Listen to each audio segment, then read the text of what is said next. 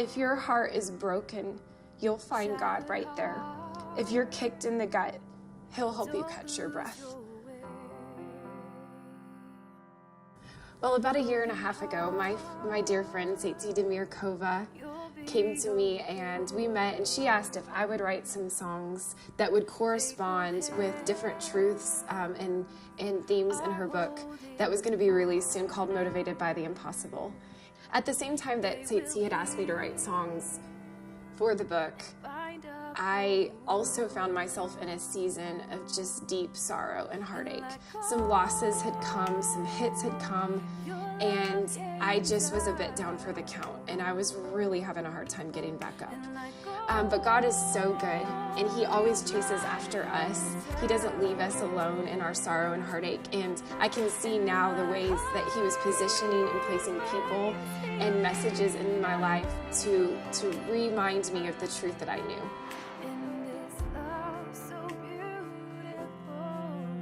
And so one evening, somebody that I actually didn't know very well at the time was listening to me tell the story of just what kind of the last several years of my life had entailed, and the sorrow and the difficulty that had come. And she looked at me and she said, "Ruth, I hear that you have a broken heart," which I hadn't even honestly realized that was going on. But I realized in that moment, yes, my heart is broken. But she said, "I see that your heart is broken, but I also believe that God is going to put the pieces of your broken heart back together, piece by piece. And the beautiful thing is that when He puts your heart back together, it will be even more beautiful and resilient than before it was broken."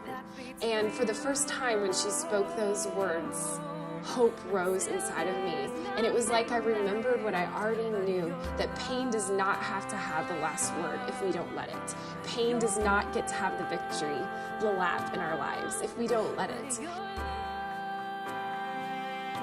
She basically described this piecing back together of my heart just like the art form of kintsugi, which I had never heard of kintsugi before, but basically kintsugi is where they take ceramics in Japan, and maybe they're broken, or possibly they intentionally break them, but they take the pieces and they put them all back together and make it into a new creation. And this creation is even more beautiful than before the piece was broken, and there's gold running through it because the glue that holds that piece now together is part of the piece. And you know, it was like God spoke to me in that moment and said, "My love will be the glue that puts your heart back together."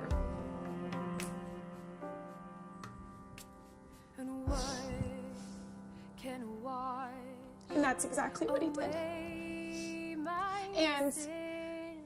And now His love is the thing I know that holds my heart together.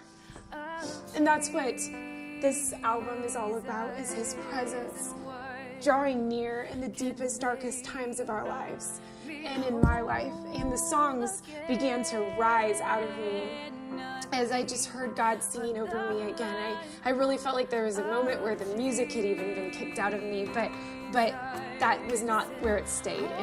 And so as I started to receive God's love and draw near to Him again, I felt His love literally come into my heart and into my life and begin to piece the broken pieces back together.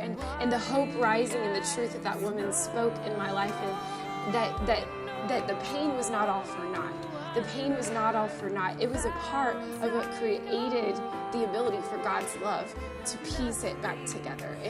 And so that's what my hope with this album is that just like God did it for me, I pray that He does it for others, that His love is the answer to every need in our life. His love is the answer to the broken pieces and places in our life.